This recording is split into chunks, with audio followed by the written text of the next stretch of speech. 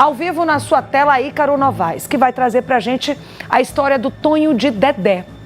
A polícia quer saber quem matou o ex-vereador de Riachão do Dantas, Antônio Rodrigues da Costa, o Tonho de Dedé. Ele foi atingido por disparos de arma de fogo, ficou internado no hospital o governador João Alves Filho durante 13 dias e morreu no último sábado. Ontem ele foi enterrado e a família implora por justiça. Uma história que a gente está acompanhando desde o começo, né, Ícaro? Boa noite.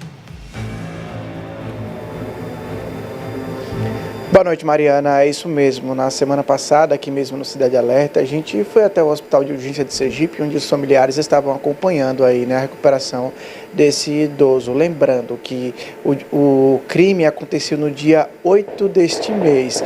E aí o Tonho de Dedé, o Antônio Rodrigues da Costa, que é um morador antigo do município de Riachão do Dantas, uma família tradicional, ele ficou com uma bala alojada na região do crânio. Só que não se tratava de um caso grave. A gente conversou com o filho dele na semana passada, em frente ao Hospital de Urgência de Sergipe, e a informação que tinha da equipe médica era que ele precisava de monitoramento, mas que ele estava bem, apenas teria uma avaliação se seria feita uma cirurgia para a retirada daquele projétil que ficou preso no crânio dele. Mas, inclusive, o idoso ele vinha conversando com a família, verbalizando, ou seja, ele estava, claro, dentro do hospital, mas conversava tranquilamente, inclusive tinha passado algumas informações do fato do dia do crime para a família. Só que agora, já próximo desse 13º dia de internação, ele teve um agravamento repentino. Neste último final de semana, Mariana, a gente recebeu uma mensagem dos familiares confirmando a morte do seu Tonho de Dedé, lá mesmo dentro do hospital. E o sepultamento ocorreu na cidade de Riachão do Dantas nesse último final de semana, com muita comoção. E claro, para que também, voltando os familiares a fazer um apelo para que a justiça seja feita. Afinal, esses dois homens que entram em uma motocicleta, que também a gente mostrou aqui no Cidade Alerta nesta última semana, os dois homens responsáveis pelos disparos que atingiu o Tonho de Dedé, entrando na propriedade dele com a motocicleta, efetuando o disparo e saindo da linha disparada, e até o momento eles ainda não foram capturados, certamente estão se escondendo, e existe um trabalho policial para poder fazer essa captura. E a gente vai conversar sobre isso agora com o delegado do município de Riachão do Dantas, o Clever Faria, ele que está responsável por essa condução da investigação, ele que também se prontificou a falar com a gente aqui até para dar essa informação de como está sendo feito esse trabalho da polícia, até como uma mensagem de conforto para a família de que a polícia não está parada nesse caso. Eu vou começar lá do início, delegado, como é que ainda no dia 8, quando aconteceu o crime, a Polícia Civil lá do município, ela já recebeu as primeiras informações do que teria acontecido? O que chegou para vocês naquela época? Boa noite, delegado. Boa noite. Chegou para a gente que 2 indivíduos de moto chegaram lá repetidamente, por volta das 19h30, e o garupa, provavelmente o garupa, efetuou 3 disparos, sendo que 2 atingiram a vítima, o senhor Tonho de Dedé, sendo um disparo no rosto e o outro na perna.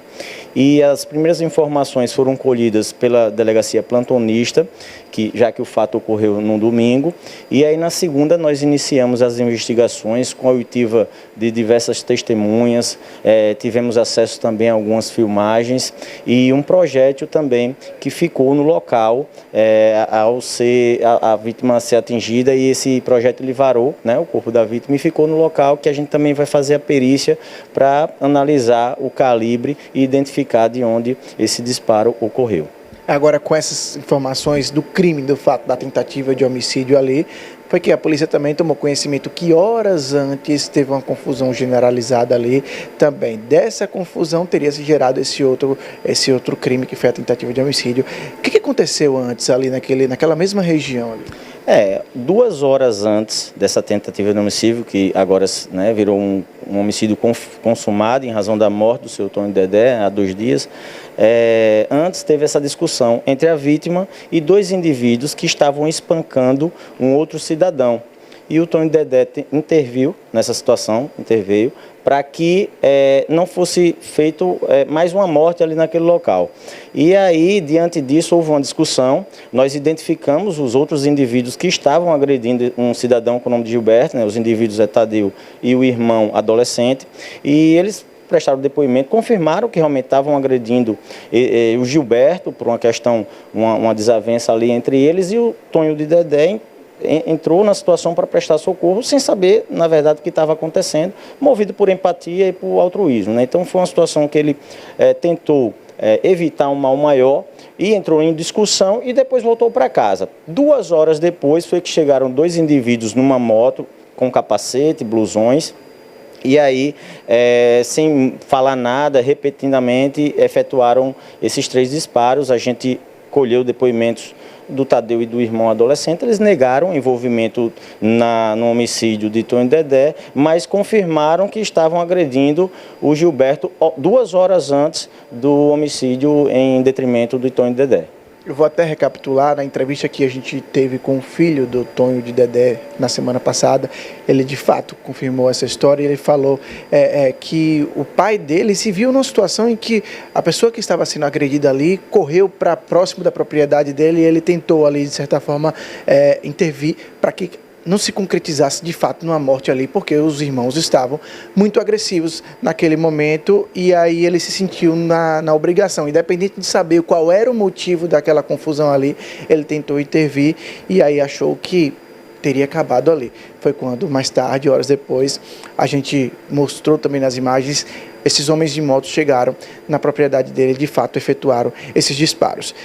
Com essas imagens que a polícia já recebeu, com os depoimentos que foram colhidos no curso dessa investigação, a polícia já tem claro quem são os responsáveis por esses disparos, delegado?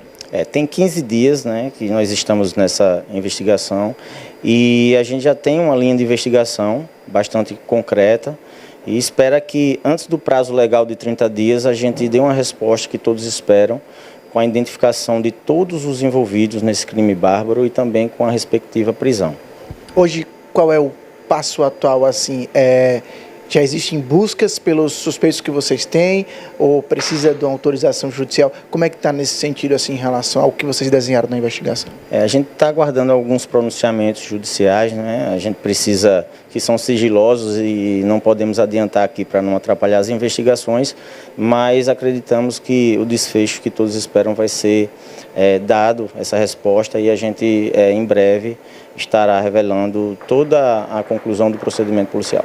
Tiveram testemunhas importantes no curso dessa investigação, gente que de repente possa ter visto a cena e passou algo para a polícia que foi determinante para o andamento dessa investigação, delegado? Isso, os próprios familiares da vítima deram depoimentos, que eles chegaram muito próximos do momento, né, do local do fato, ainda com a vítima lá no local, consciente, que ela ficou consciente por boa parte do tempo, e também tinha um cidadão lá próximo que ficou em estado de choque, mas que ele estava próximo do local e viu a chegada dos motoqueiros, né, dos 2 indivíduos numa moto.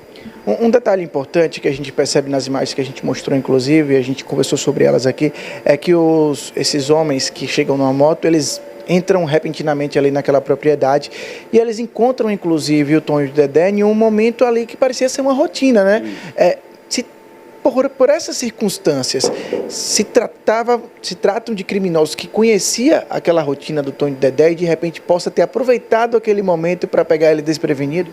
Exatamente, é pela forma como eles chegaram, né, de forma rápida, no momento que a vítima saiu de casa para abrir um galpão vizinho à residência, dá a entender que tem mais pessoas envolvidas. Por isso que a gente fornece o número 181, para que as pessoas possam denunciar de forma anônima, não precisa se preocupar que o sigilo da fonte é garantido pela Polícia Civil. Lembrando, Mariana, que esse crime aconteceu ali numa região chamada como Povoado Campestre. Na época, quando a gente conversou com o irmão, ele mencionou também que é um povoado pequeno ali. Eu te pergunto, costuma ser um povoado tranquilo? Eu pergunto, esses suspeitos, por exemplo, que também moram naquela região, eles já tinham, pelo menos o que vocês levantaram, né? Tinha um histórico criminoso, se tratam de pessoas que de certa forma amedrontavam aquela região ou não? Aquela região é tranquila? Que avaliação a gente pode trazer no sentido do povoado campestre, onde de fato se desenrolou tanto a confusão anterior, né, que motivada pelas agressões, e posteriormente a tentativa de homicídio que se de fato foi concretizado? Aquela região aí é divisa com Buquim e Pedrinhas, então é uma região que tem um nível de criminalidade maior que o comum no nosso município de Riachão do Dantas, e ambos os indivíduos que estavam naquela primeira confusão que a gente narrou aqui, agredindo o Gilberto, eles já têm passagem pela polícia. O Tadeu, inclusive, nós já prendemos por roubo lá na região. E o adolescente também, irmão do Tadeu, também já foi preso, quer dizer, apreendido, melhor dizendo, em razão também de envolvimento em ato fracional. Perfeito, muito obrigado pelas informações, delegado. Mariana, vou passar aí para o estúdio, porque de fato a gente pode também surgir outras dúvidas para poder perguntar ao delegado aqui, mas o que eu lembro também é o que o Júnior, né, que é o Júnior Costa, o filho, ele falou para a gente que o pai era um idoso, mas tinha muita saúde, costumava ser amigável com todo mundo, era uma família tradicional ali e dentro da residência dele, costumava receber visitantes, né? Sempre, como a gente pode dizer assim, portas abertas ali para toda a vizinhança. Então, tinha esse clima muito amistoso ali com as pessoas, assim como de fato aconteceu quando ele interviu naquela confusão de mais cedo, que ele realmente não queria que uma morte se concretizasse por agressões naquela região ali, e aí ele deu, de certa forma, um abrigo para aquela pessoa que estava sendo agredida, essa pessoa que inclusive ela se recupera, já está melhor, né, das agressões que sofreu, mas que as agressões sofridas ali naquele momento, mas de certa forma, se aquelas agressões continuassem, poderia ter, de fato ter acontecido também uma morte ali. Então são as informações importantes de quem era o Tonho de Dedé. Mariana. Eu te agradeço, Ícaro, pelas informações, entrevista extremamente esclarecedora. Avisa o delegado que qualquer novidade pode contar com a gente, que a gente aqui, a mídia, o jornalismo, nós estamos aqui para contribuir com o trabalho da polícia. Te agradeço.